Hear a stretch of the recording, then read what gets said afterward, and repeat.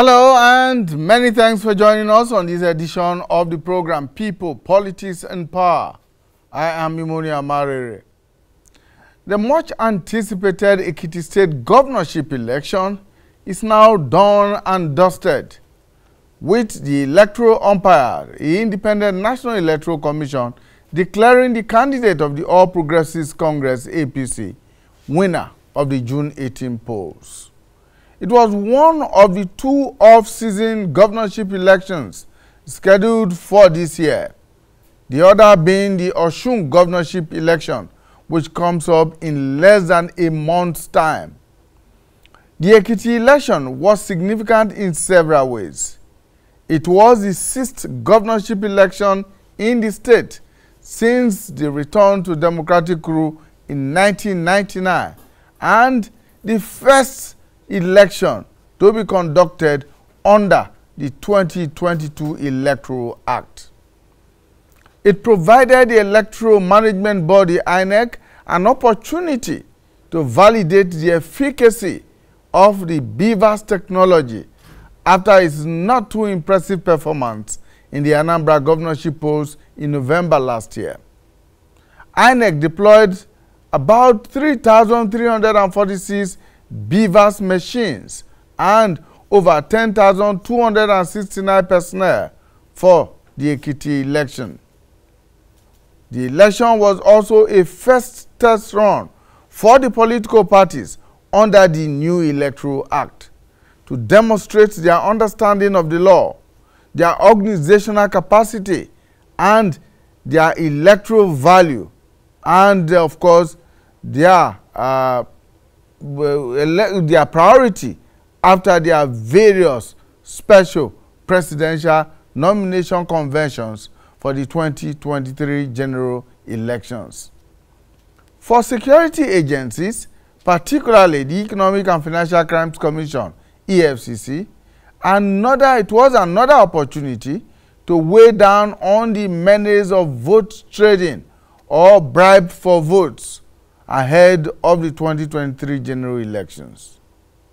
Another expectation from the election was the level of voter turnout following the ongoing continuous voter registration exercise, both online and physically on ground.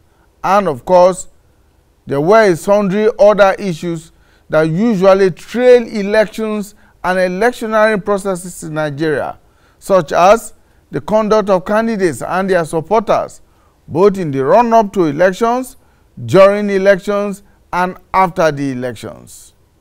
We shall do an evaluation of all of these on the program today. Now, did the Ekiti election measure up to expected best practices in terms of performance and standards for election conduct? Were there gaps or shortcomings that should be addressed before the Osun governorship polls next month and, of course, the 2023 general elections? These are some of the issues we'll be brainstorming over in a moment. When we return, we will meet our guest analysts. Stay with us. All right, let's get to meet our guest analysts. Two of them are right here in the studio with us. A third person is expected to join us virtually in the course of the program. But right here in the studio at the moment is Faith Nwadishi. Faith is the Executive Director, Center for Transparency Advocacy, CTA, one of the groups that was accredited to monitor and observe the elections in Ekiti State. Faith, thank you so much for joining us. Good afternoon. Thank you for having me. Also, right here in the studio is Victor Giwa. Victor Giwa is the National Coordinator, Advocate for People's Rights, and a seasoned election observer. He was also in Ekiti. Thank you, Victor, for joining us. Thank you for having me. And joining us virtually is Chief Festus Okoye. Chief Okoye is a National Commissioner in charge of information and voter education of the Independent National Electoral Commission, INEC. Thank you, Chief Okoye, for joining us. Thank you so much. Welcome. All right, so let's begin this way. Let me ask what your impressions were of the Ekiti governorship elections. Your first impressions or your overall impressions of what went down in Ekiti, Faith. Thank you so much. This election, being the first election conducted under the new Electoral Act, for me was a huge success on the part of the election management body. One, in the area of logistics. Secondly, in the area of deployment of and training of the ad hoc staff. For the first time, we're seeing the deployment of ad hoc staff that were trained and were knowledgeable about what they were supposed to do. Unlike in the past, where you see that ad hoc staff that were trained were changed on election day, so you had issues. We saw ad hoc staff who were professional in their conduct of the election. We also saw the professionalism of the security agencies and the collaboration. I saw a new level of collaboration between these different security agencies that were there. And for this election, I think it was the National Security and Defense Corps that deployed an app. They deployed an app called N-Alert on the election. So this election, I say, is you have a lot of technology that was deployed for this election. The way the BVAS worked, we deployed 50 observers across the 16 local government areas. And in all of the polling units where we observed, we found out that polling opened unusually early. By 7:30, when most of our observers were on ground, INEC officials were already there. And by 8 o'clock, they had started giving out instruction. By 8:30, over 80% of our polling units where we observed, they had started voting. Interestingly, the BVAS, one of the people we asked on the field said the BVAS worked magic, because the BVAS, as soon as they logged in, started working, and it took between 3 minutes to 5 minutes to accredit somebody, and the person will go through the entire process of voting.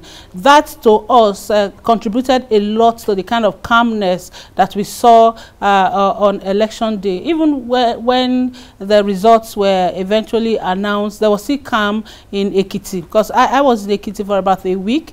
I had gone there 2 weeks earlier, had a meeting with the stakeholders, and I see that increasingly the stakeholders that have to play their role when it comes to delivering on election in Nigeria are beginning to understand their role.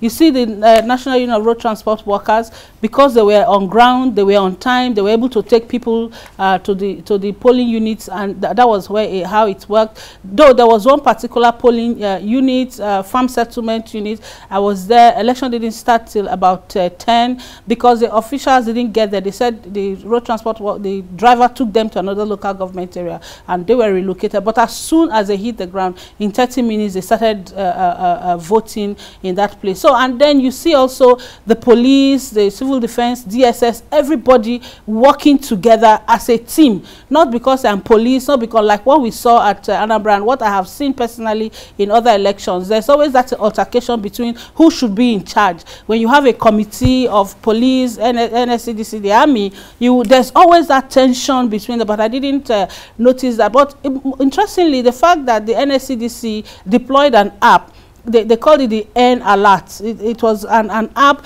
that you could use to send real-time message to their own situation room, and they will send people there. A lot of people didn't talk about that app, and even the NSCDC also didn't talk about that app, but we were privileged to have them do a simulation of that app and how it works from the meeting we had with them. And we thought that if the security agents are going that step, one step higher to look at how to help the entire process, it means that we are getting it right. But on the downside of it seems that the political class that we are working for, who are the eventual beneficiaries of the elections, are not ready to shift ground. Instead, they are devising new methods, new methodologies on how to subvert the votes of the people, cause intimidation. Imagine a particular polling unit we went to in Imesi area. They were inducing voters with 5,000 and a packet of spaghetti and a packet of semovita.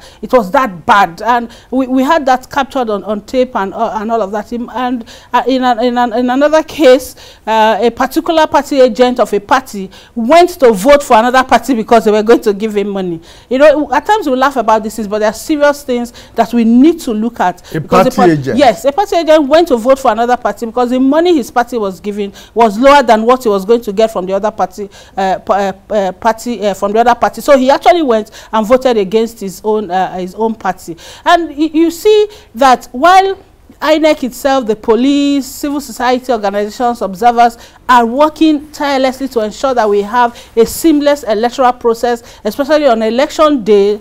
The political agents, the parties themselves are not doing that. 2 weeks before the election, when I went to Ekiti, I noticed that campaign was not going on. So we went to the street to ask people, why are they not campaigning? And the message, the information we got was that the politicians were saying, we don't want to waste money campaigning. We want to keep the money to buy votes. And you know, in 2018, it was in Ekiti, we had the slogan of vote and make a pot of soup. So now the slogan now changed to no money, no votes. That means if you don't vote at all, you will not get money. You have to you go to the field, you see people with notebooks like this. They're taking down the names of people who have voted. Even the elderly, there were so many elderly people who came out. But at times, this elderly, after voting, you see somebody holding their hand, taking them to where they will give them money. There was a particular polling unit we went and saw a woman. We were very happy because they had finished voting. They were waiting for more people to come. And then this old woman, 70-year-old, came. We've heard that it was her neighbors who went to bring her. We're so excited.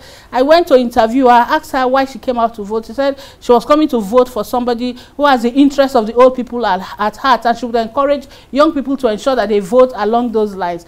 Took pictures with her, left, and as I was driving out, I saw that the same person who held her was actually taking her to where they were collecting money. And I felt so heartbroken that we have really not understood the power that we have with our PVC and all that. There's need to be that consistent education and all that. And there was another case, selected case of a woman who came to vote with an affidavit. She said she lost her PVC because I went to interview her. She said she lost her PVC. And so somebody told her that she should go. She can vote with her affidavit. The affidavit she was given in a court to state that she had misplaced her PVC. And she was almost, her name is on the register. She was almost being accredited. And luckily there was an SPO there, an INEC official there. I said, what do you think you are doing? Under no circumstance should you have accredited this woman, or she cannot vote. Please, madam, go. You cannot vote. You don't have a PVC. And that went out very loud and clear to everybody. And I saw some people actually leaving the queue because they didn't have their PVC. The message is that without your PVC, you cannot vote. And so finally, I would just say that, well, it was started that we have over 908,000 registered voters. But along the line, only about 746,000 collected their PVC. So there's no way the other people who didn't collect their PVCs would be able to come out to vote because they didn't have their PVC. People should understand that their voice, their power is in the PVC. And as long as we continue to want to sell that, it will continue to undermine that voice and shut it down. The young people, young women with babies that came out, there was one I went to ask and I said, you have this baby on your back and you are going to sell your vote. You don't know that in the next 4 years, let's say in the next 6 months, this baby falls sick, you want to go to the health center, there's no doctor, there's no nurse, there's no hospital. Whatever you are giving here would have paid for those things. And she was just like, oh, I didn't know that. But however, she has collected that money. And that's why we find ourselves. So aside from the fact of vote buying, aside from the fact that the political class, all of the political parties bought votes, all of them, there was no exception, all of them bought votes. And people were actually willing, before the election, people were willing. They said, we want to sell our votes. And in 2018, they were selling votes for between 1,000 to 5,000, but now it's between 5,000 to 10,000 naira that votes were bought for. There was a markup. Exactly. Right. Well, inflation has caught up with the cost of votes, so it were. Right. Victor, you were on ground, so what were your own observations? Were they different from what Faith has talked about? Well, and your impressions, of course. Well, thank you very much. For us, we feel that the election was peaceful. I would say it was free, but it was not fair. Now, it was peaceful because the Ekiti people conducted themselves to some extent peacefully. The security agencies, like she said, there was serious collaboration between the security agencies that were in charge of security within the state. INEC rightly deployed, personnel and materials on time. So, and persons, the election officers were at the various polling units. Materials were deployed accordingly.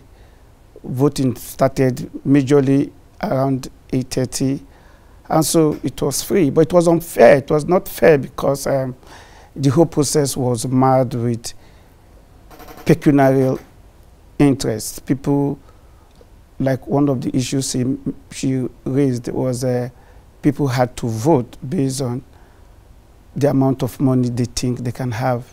And when your situation is based on the amount of money you can get or who gives what, it means that the product will be as a result of who gives the highest. And that is not a fair process. So that's why I said the election was peaceful. Peaceful in the sense that the people conducted themselves, quietly. The security agencies they did their job. It was free because INEC deployed. INEC did not disadvantage anybody. INEC did not inhibit any of the political party. But it was not fair because the final product is a reflection of who gives the highest amount of money. And so that is an unfair process.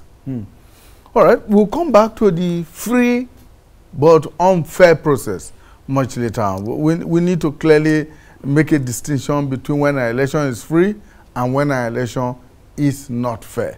But let me turn to Chief Okoye. Chief Okoye, this is the first election that the electoral body conducted under the 2022 Electoral Act. Did the new act make any difference in this election? Yes, the new act made a difference in relation to this particular election, especially in terms of the nomination processes of political parties, and also especially in relation to the conduct of the security agencies, the conduct of election officials, and also the implementation of the collation process for this particular election.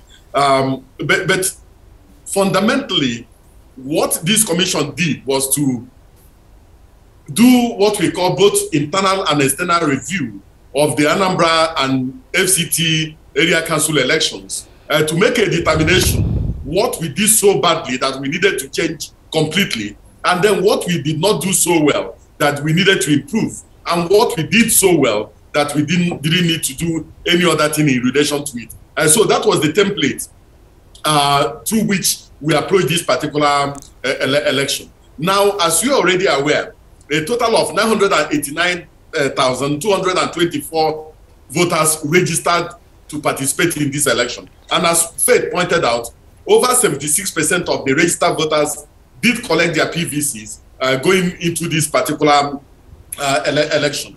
Now, the issue of deployment has been a persistent and perennial challenge with the commission. And so what we did this time around was that the chairman of the Independent National Electoral Commission was in Ekiti State between the 14th and 15th day of June 2022. And we had series of meetings with the leadership of the National Union of Road Transport Workers, both from their national headquarters and also from their state headquarters, complemented by some of the officials at the various local governments to farm up deployment arrangements, to farm up arrangements on when the vehicles will arrive at the registration area centers. And we had 104 registration area centers we classified into super racks and ordinary racks. And then to also make sure that we got our reverse logistics right, and so that we don't have a situation where there will be deployment of personnel and materials to the polling units, and then reversing them back to the registration area centers becomes a huge challenge. And so we made sure that we dealt with the issue of logistics. Now, between the 27th day of May, the 29th day of May 2022 and the 2nd day of June 2022, the chairman was also in Ekiti on readiness assessment. We went to over 5 of the local governments, and took an inventory of what has been done and what has not been done. And we found out that all the non-sensitive materials had already been batched in accordance with all the registration areas. And then we also went to the places where we were doing mock accreditation to see how the beavers was working. And this happened in 16 polling units spread across the 3 senatorial districts. And the beavers was working optimally. And so going into the election, we were somehow confident that we have gotten our processes and our procedures right. But this is just an off-season governorship election. This is one election, and it took place only in 16 local governments. We are going to Osun that has 30 local governments. And so as far as the commission is concerned, we are going to quickly review the outcome of the Ekiti governorship election and focus our attention on the Osun governorship election. Because as far as we are concerned, we are through with the Ekiti governorship election, and we promise the Nigerian people that we will continue to improve with each passing election. And we continue to learn valuable lessons from every election. We are going to harvest comments from civil society groups and organizations in relation to how we perform. We are going to listen to the political parties. We are going to listen to the security agencies and all the critical stakeholders. And then we draw valuable lessons and then move ahead to the Ekiti governorship election, Osun governorship election, before we talk about the 20 by-elections that are still outstanding before the 2023 general elections. So that is where we are. Chief Okoye, there are so many issues that you have thrown up that will need some measure of clarification. Now, the reports that we have received generally indicates that there was a better and a much higher performance of the beavers this time around than in previous elections. What did you do this time around that really made the beavers perform as creditably as it has been described? And how effective was it in the transmission of results from polling units? Well, I think that Faith also touched on one of the issues, training and more training. We made sure that we doubled the level and quantum of training given to the presiding officers and assistant presiding officers for them to have a better understanding of the functionality of the beavers and how the voting works. We also made sure that our registration area technical assistants were also well trained in how to troubleshoot the beavers in case there's any challenge. We also sat back as a commission to see whether there were technical issues involved with relating to the beavers, or whether there are some other issues we needed to touch in terms of e-sensitivity. The ICT department in the commission sat back and told us that they knew that they have a clear understanding of some of the challenges we had in Anambra and some of the challenges we had in the FCT. And they plugged those challenges. And then we did mock accreditation in so many places. And we found out that they had gotten hold of some of those challenges. If you recall, we had a by-election in Ogojayala Federal Constituency, and we used the beavers, and it performed optimally well. We also had a by-election in Abuyo State Constituency in Cross River. We had election in Jos North Basa Federal Constituency in Plateau State, and also in Panshin State Constituency. We also had a by-election in Akure North, Akure South State Constituency. And so in all these places, we also did test run of the beavers, and it performed well. And so in terms of its functionality, in terms of its accreditation processes, I think that is doing well. In terms of result upload, you can see that by 8 p.m., by 8 p.m. on election day, 94% of all the results had already come into our INEC result viewing portal. It shows also clearly that our supervisors and the presiding officers now have a clear understanding of how the beavers works. And as far as the commission is concerned, our resolve is to keep on improving on the functionality of the beavers as we move towards the 2023 general election, so that when we get to the 2023 general election, we already have a reservoir of presiding officers who have a clear understanding of how the beavers works and how to troubleshoot the beavers in case there's any challenge with it.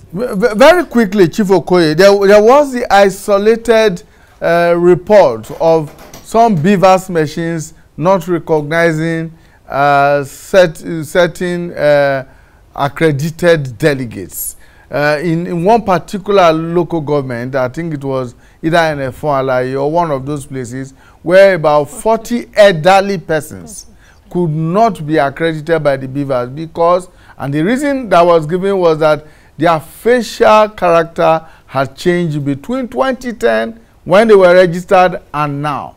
Now, if that report is correct, how is the commission going to tackle that kind of situation? Because on a larger scale across the country, in the 2023 elections, you will have a lot more people whose facial character would have changed between when they registered in 2010 or in 2012 and 2023, as the case may be.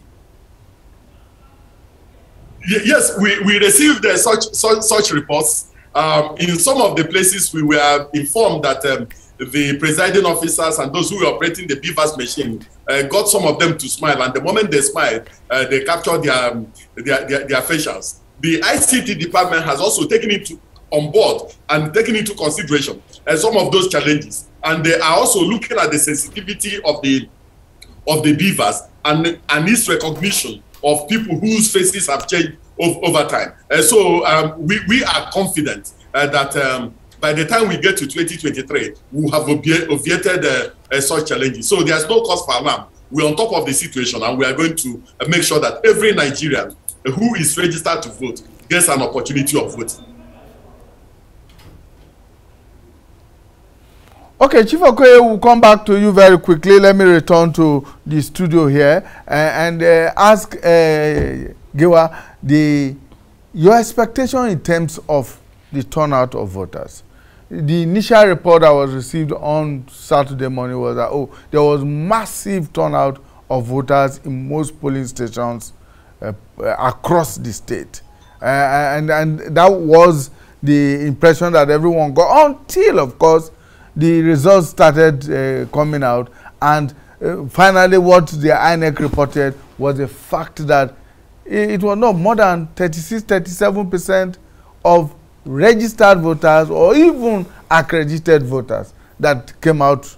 That again falls within the national average, the national range that we have had over the years. So there was nothing really extraordinary. So what happened?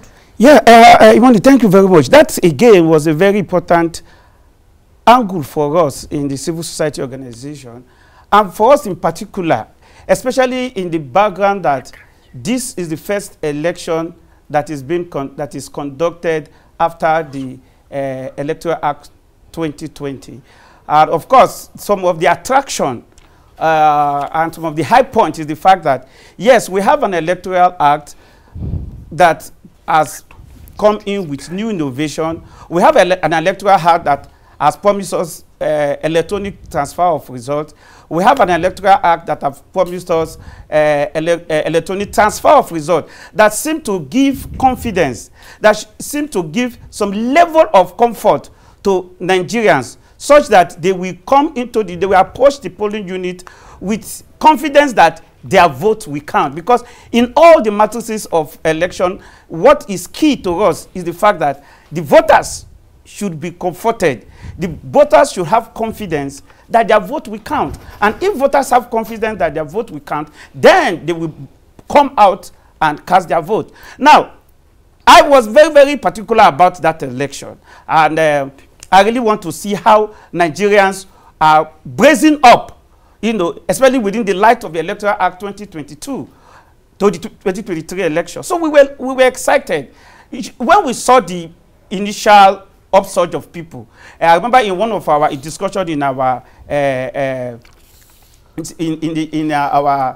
our situation room, we were arguing that there's a mass turnout. There's a mass turnout. However, the data did not actually establish that there was a massive turnout, because, like you rightly said, in 2017 election in Ekiti State, the total number of votes cast in 2018 election that the Dr. Fayemi won was 403,000. The total number of accredited voters at that election was 405. But in this election, The total number of votes cast is 360,000. So there is a marginal, there is a serious, difference in terms of the number of votes cast. So the question was, what happened? We expected that people should be now excited that, oh, INEC has put up, of course, we will give it to INEC. There have been a very fundamental improvement in terms of the logistic, in terms of the innovation in technology. We saw the beavers, we saw now the electronic transfer.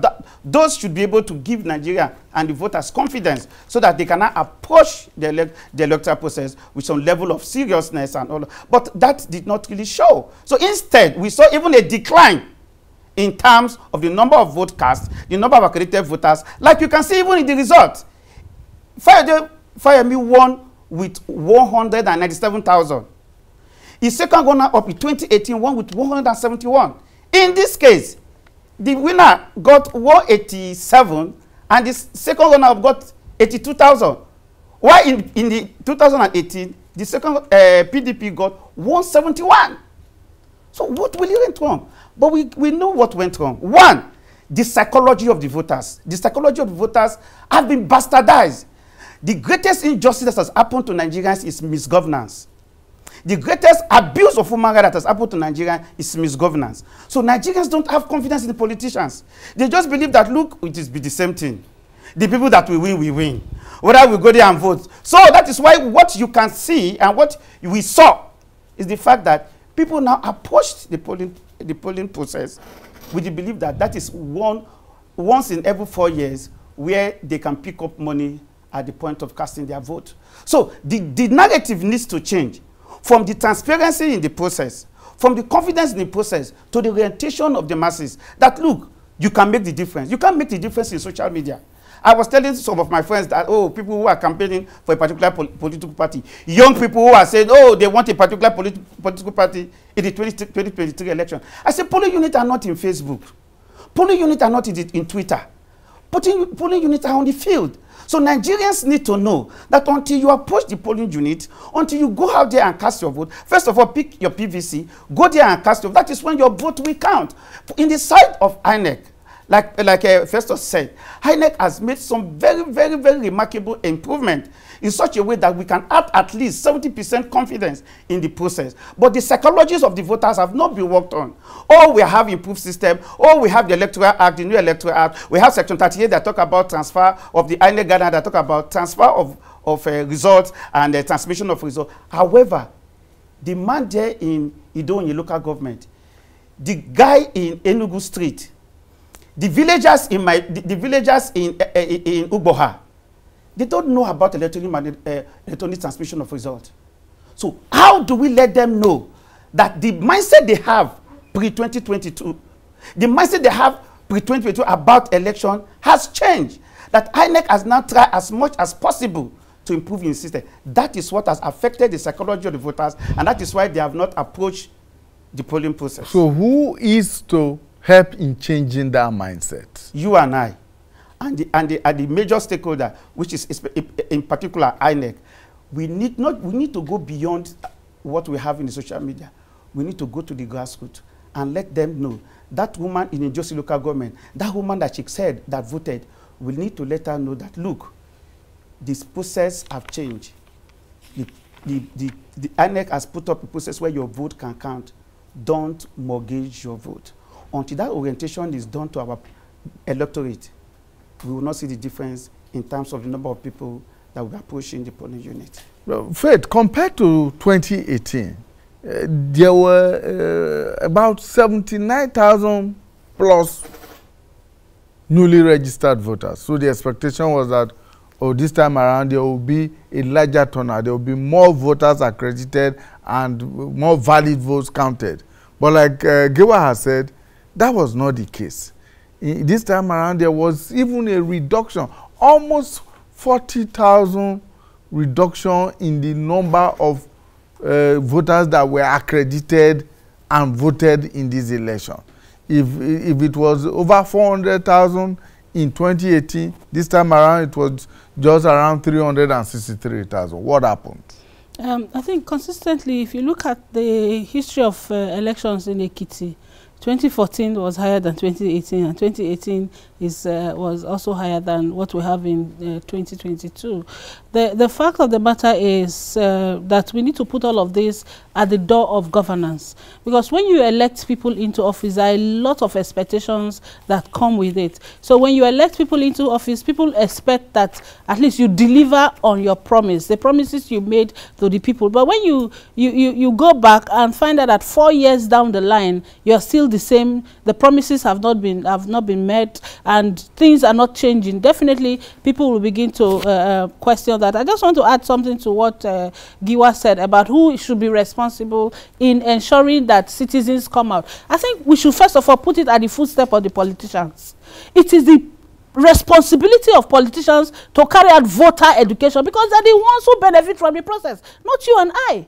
You and I, including INEC, we try to make sure that there is a conducive environment, the processes are correct, the processes are fair enough for them to emerge and be the beneficiaries of that. But what do? They keep putting stumbling blocks along all of those processes. Civil society organizations, observers, even citizens are always out there on the field looking out for what things that you will do, what recommendations you will make to make that process better. But rather than the politicians to go back, sit down on their drawing table and say, what was it that we didn't do right in this last 4 years? What was it that we have to do to sell ourselves to these people, to make them come out to vote for us? Nothing. Nothing. There's really nothing. It's more about how do we continuously keep these people down, bring new slogans about vote buying, make them see that the only way people can win elections is about vote buying. But what I tell the people is, if you look at what has been happening, if actually politicians are good enough to like put on the table what they have spent for their campaigns, you will see that most of these politicians are voting more money for vote buying rather than for campaigns, because they now know that people's votes are counting. If you don't go out to the polls, you will not get votes. And that's why they give money to their party agents to go out there to vote. Now, the people who really should be interested in looking at the INEC result viewing portal are the politicians. At the stakeholders meeting that was held in Ekiti, a major political party, a senior member of a major political party who was representing, did not even know that you have to register to be able to view results on the INEC result viewing portal. That is a politician, a major stakeholder, somebody who wants to benefit from the process. Rather, what you do is you're looking for money to buy the votes of the people, change their orientation, make them understand that this is the money you're going to give to them. So, if governance is not taken in such a way that citizens realize and understand that they have the power to challenge or demand for accountability, we will continue to have that decline. Because if you look at the graph from 2014, 2018, and now 2016, but another thing about, for me, the way we look at it, because at the end of the day, we sat down in a station and we're looking at what's the total number of persons who collected their PVCs as against the number of persons who actually registered. So you have 988,000 people who registered, and then you have over 300,000 who came out to vote, and we are basing our percentages on the total number of people who registered, not on the total number of people who were actually ready for the election. If the people who were ready for the election are those who have collected their voters card. The other aspect of it is this. Now, in Ekiti, 250 new polling units were created. And that's why you have 2,445 polling units created in Ekiti. People are supposed to change. There were cases of people you went to and said, oh, she went to a new polling unit, but her name was not on the register. She was asked to go back to the former polling unit. So she can't go back there. It's too far. And we thought that, you could have actually asked for a transfer. But people are not doing that. Now, the question, we ask a few people, if INEC decides to transfer you to a new polling unit, maybe look at the number across the line and you want to transfer, people will quarrel that, oh, we have been taken away from our polling unit. So we need to really understand what our responsibilities are as citizens. Politicians need to play their role, and the security agents, like I said, they have done very well. I think the end alert should be made public so that people, aside the elections, who can actually use that to check cases of insecurity. But again, the reason reason why a lot of our observers didn't use that N alert was that there was no guarantee of anonymity for the use of that. When you use that N alert, your telephone number, your name and everything is showing on their dashboard. And so you are not able to protect the identity of the person who sends that message, who sent that message. We have pointed that out of the civil defense, and I hope that they go back to look at it, because that device, that app they have developed is something that will help to change the narrative. And then again, going back to look at if you have voted, check what is coming out on the INEC result viewing portal. What are there discrepancies? Are they the same? These are the kind of messages you should take back to communities. Now, for instance, the INEC has released their result from the polling units. What the transmission of result from the beavers has done for us is, one, the issue of voter identity theft is no longer there. So if your face is not there, you cannot be accredited. In one of the polling units where about 80-something people voted, only one person was not accredited because his face, the machine could not recognize his face. It was the only person out of the 80-something persons who voted. Even when his name and... yeah, his name and everything is on the... Yeah, now, just like the 40 other persons that were reported. Yes, this is what has been happening in the past. And that's why you hear some political gladiators calling for INEC to return the issue of incident form. And I will say that instead of returning incident form, let us build on that technology of the beavers that will not even allow voters to vote the political party, so that you remove the issue of using ballot paper. Once the beavers is able to calculate the number without having to put that, you do that, so that as you transmit results online, you have the printouts there. There will be no discrepancy. But people are not saying, oh, because I cannot be accredited. In 2018, remember, one of the very frontline contestants for the 2018 election, his spouse could not vote for him because she didn't go to the polling unit with the right PVC. And she did. Imagine if we continuously make that happen. People realize that the PVC is not a piece of item that you need to keep under your box or you need to keep somewhere, but this is what your voice, this is where your voice is, this is where your power is, the power to hire and fire. Because there is nobody on earth that knows that he or she has the power to hire and fire and begins, to do otherwise and collect money to sell that power to hire fire. There's nobody on earth. And it is the politicians themselves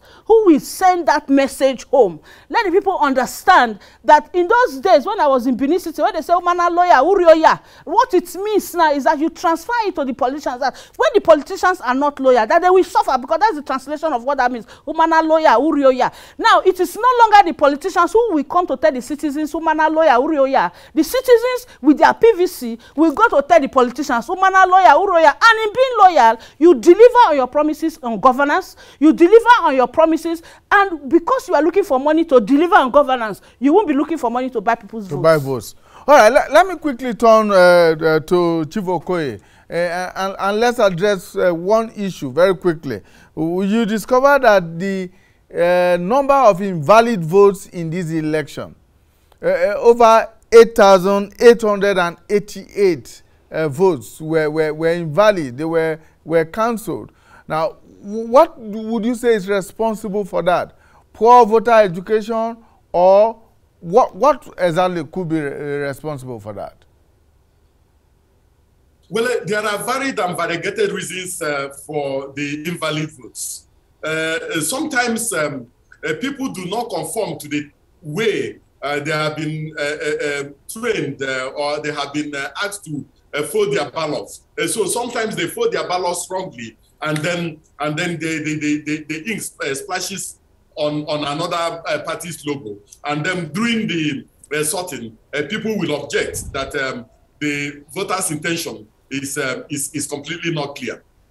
There are also people who decide on their own to invalidate their votes. They will not even make any thumbprint on any of the portions, and they just put it on the ballot box. There are also some people who find it very, very difficult to also differentiate the logo of some of the political parties.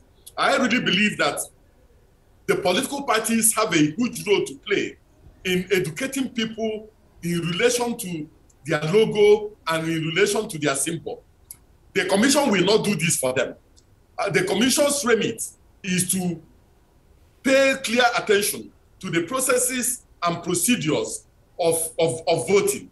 But in terms of getting out the votes, in terms of mobilizing people, in terms of educating people, relating to the programs and policies of the different political parties, the political parties have a huge responsibility to do this. I don't think it is right.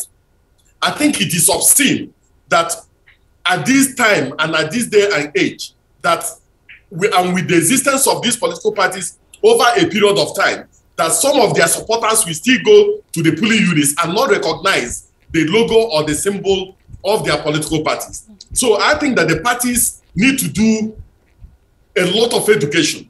While the electoral management body will do what we call electoral education, the civil society groups and organizations must also do their own bit in terms of going out to the various communities and doing stakeholder engagements to sensitize and mobilize our people to understand the value of the vote, to understand the potency of the vote, and also to understand the imperative of making a determination on how they should be governed. But I think that with the governorship election, despite the fact that we had over 8,888 invalid votes, I think that going into the 2023 elections, if we do the needful, if we engage the electorates, and if we mobilize them, we are going to have fewer invalid votes going into the 2023 election.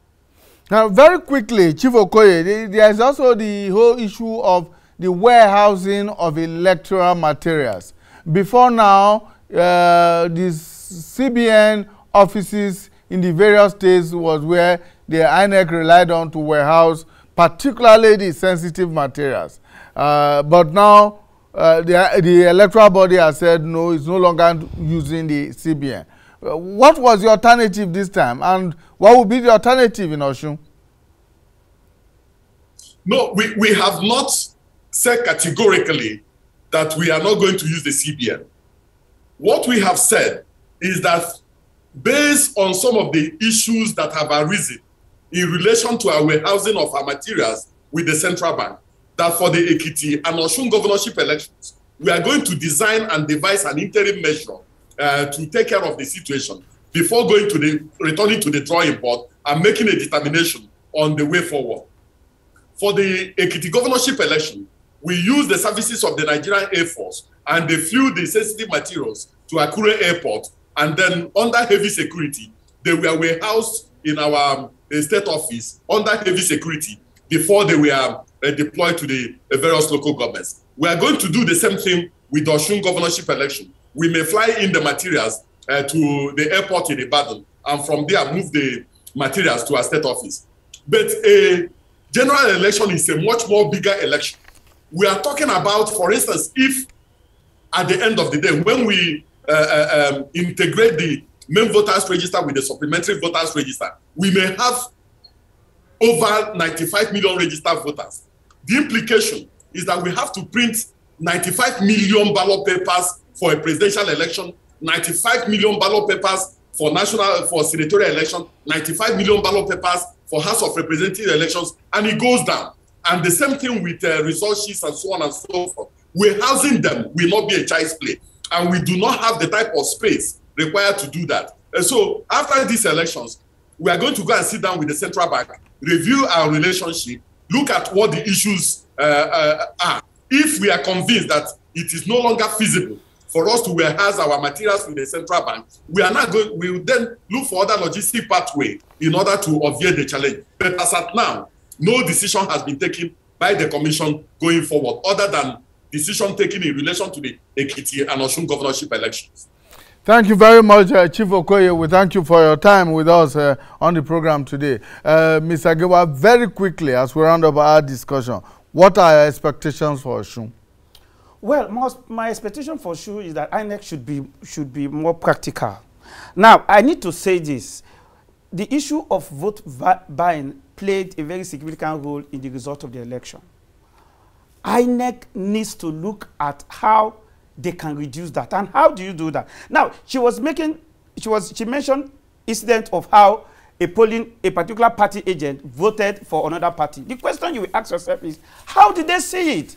How did you know How did you know the party he voted for? This is supposed to be an open secret ballot process. Now, if you look at the process of balloting, what is expected is that INEC, and that is where I see and I notice that INEC has failed in terms of making sure that the distance between where you pick up your ballot paper and where you cast your vote is quite distance, and it is conducted in such, it is arranged in such a way that it will guarantee the secrecy of the ballot process. Because if I am going to vote and I will not let you know who I'm going to vote for, you will not give me money not knowing who I voted for. So what INEC need to do, and INEC need to talk to the presiding officer, is that when you put the voting cubicle booth somewhere, it should not be so compressed such that as the person picks his ballot paper, he is voting and the agent is sitting. In most places, you find out that the political party agents are very close to the cubicles, such that as the person is voting, he stylishly showed the political party where he's voting. And that's why people can say, oh, a particular party agent voted for party B. So INEC should make sure and ensure that, look, there's some distance. Yes, and there's distance. You move to where you vote. Nobody sees. It is supposed to be secret. Okay. Now, when people can know where you voted for and how much you are going to collect, it is no more secret. It is now open, and that is why you are paid for it. All right, thank you so much. Faith, 30 seconds, just 30 seconds. Yeah, I just want to say that the responsibility to keep the party agents away from the cubicle, and it's the responsibility of security agents, because we draw the attention every time to that. So it's important that we know that this is one of the roles that security agents have to play to ensure, because this last election, the INEC actually brought the ballot box very close to the cubicle to remove that issue of vote buying. But the security agents were the one who are saddled with the responsibility of ensuring that party agents and people who are close to that place are not there. But my final word again is, people should understand that the PVC is their voice, is their power, and selling it for whatever amount means selling your accessibility to whatever kind of amenities that you may have in the future. Thank you so much. Well, right, we have been joined by Faith Nwadishi, Executive Director, Center for Transparency Advocacy. Thank you so much for your time, and welcome back from Ekiti. Thank you. Victor Gewa is the National Coordinator, Advocates for People's Rights. He was also in Ekiti for the elections as an observer. Thank you so much for joining us. And Chief Festus Okoye is the National Commissioner in charge of Information and Voter Education at the Independent National Electoral Commission. They were the ones saddled with the conduct of the elections in Ekiti and all elections in Nigeria. I want to thank you immensely for giving us your time. And for you, our viewers out there, we want to thank you for investing your time with us. And we look forward to being with you again when we bring you a fresh edition of the program People, Politics, and Power. Bye for now.